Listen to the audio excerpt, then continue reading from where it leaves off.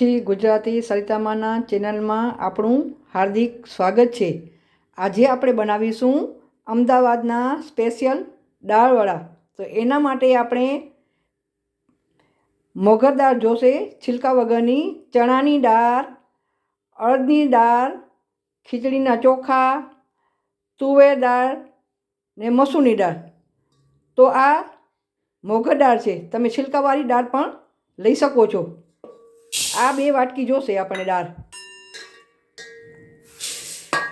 આ પ્રમાણે માપ લેવાનું।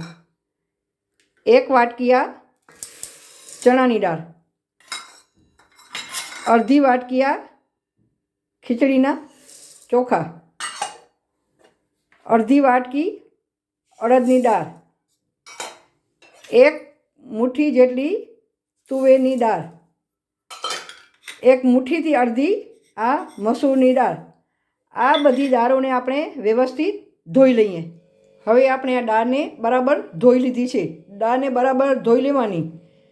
હવે આ ડૂબે એનાથી થોડુંક ઉપર આપણે પાણી આમ નાખી દઈએ। આ ડૂબી જાય ને ઉપર પાણી આવે એટલું જ પાણી નાખવાનું અને એને 4 કલાક માટે ઢાંકી અને રાખી દેવાનું।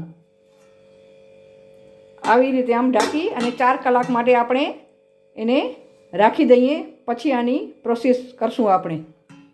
દાળ પલાળી દઈએ એને 4 થી ઉપર કલાક થઈ ગયા છે, 4.5 કલાક થઈ ગયા। જોઈ લો છો તમે, ફૂલી ગઈ છે, આમ ડબલ થઈ ગઈ છે, બરાબર।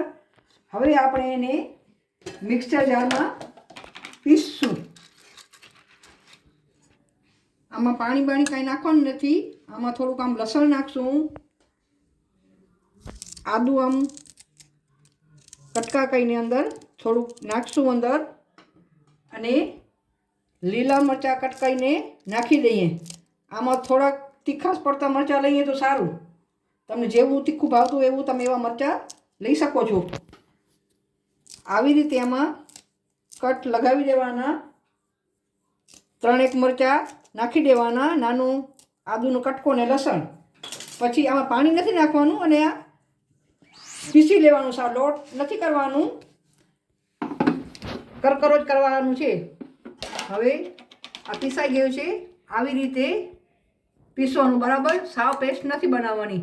થોડીક અંદર સેજ દાળ દેખાતી હોય તો વાંધો નહીં, પછી બીજા બાઉલમાં કાઢી લેવાનું। આવી રીતે આપણે જે આ પલાળી દાળ છે એ બધી પીસી લેવાની। એ બધી આપણે પીસી લઈએ। આપણી આ દાળ બધી પીસાઈ ગઈ છે। હવે આપણે એક જ ડાયરેક્શનમાં 5 થી 10 મિનિટ આમ હલાવવાનું। હવે આને અડધો કલાક આપણે રેસ્ટ આપશું। હવે અડધો કલાક થઈ ગયો છે। આપણે એમાં આ ફ્રેશ મરી પાવડર કૂટેલા નાખી દેવાના અંદર। તમને જે પ્રમાણે સ્વાદ મરી પાવડરનો ભાવતો હોય એ પ્રમાણે તમે નાખી શકો છો। લીલા ધાણા કટ કરેલા તમે ઈચ્છો એ પ્રમાણે નાખી શકો છો, અને સ્વાદ પ્રમાણે મીઠું નાખી દેવાનું। હવે આપણે આ બધું મિક્સ કરી લેવાનું। તમે હાથથી પણ કરી શકો છો મિક્સ। આવી રીતે આમ મિક્સ કરવાનું। પછી આપણે તળવાની તૈયારી કરશું। અને આમાં તમે ખીરામાં તમને અત્યારે જેટલું બનાવવું હોય એટલું બનાવી શકો છો, પણ અને ફ્રીજમાં રાખવું હોય તો તમે રાખી શકો છો। પણ ફ્રીજમાં રાખો એમાં મીઠું નહીં નાખવાનું, તમે બનાવો એમાં જ મીઠું નાખવાનું। મીઠા વગરનું ખીરું તમે રાખો તો 2 દિવસ તમે એનો ઉપયોગ કરી શકો છો। આવી રીતે આમ 5 મિનિટ હલાવવાનું। હવે આપણું આ તેલ ગરમ થઈ ગયું છે।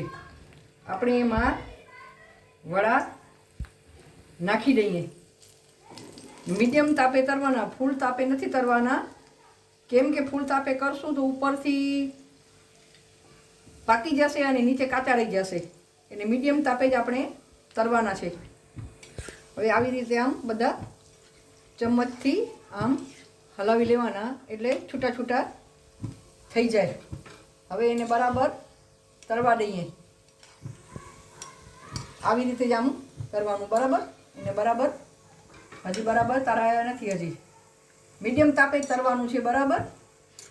હવે આપણા દાળવડા તરાઈ ગયા છે. આપણે એને બારે કાઢી લઈએ.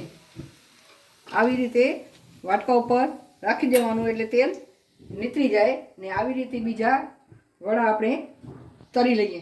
આપણા મસ્ત મજાના અમદાવાદના દાળવડા સાથે તરેલા મરચાં અને ડુંગળી ખાવામાં બહુ જ ટેસ્ટી લાગે છે. આ તમે સવારે નાસ્તામાં ખાઈ શકો છો, બપોરે ખાઈ શકો છો, રાતના જમવાના ભાણામાં પણ તમે આ ખાઈ શકો છો. અને તમારે ઘરે જો મહેમાન આવવાના હોય, આગળથી તમને તૈયારી કરવી હોય તો તમે 80% એને તરી અને રાખી શકો છો. અને મહેમાન આવે ત્યારે ગરમા ગરમ ફરી ફૂલ તાપે તમે એને તરી અને સર્વ કરી શકો છો.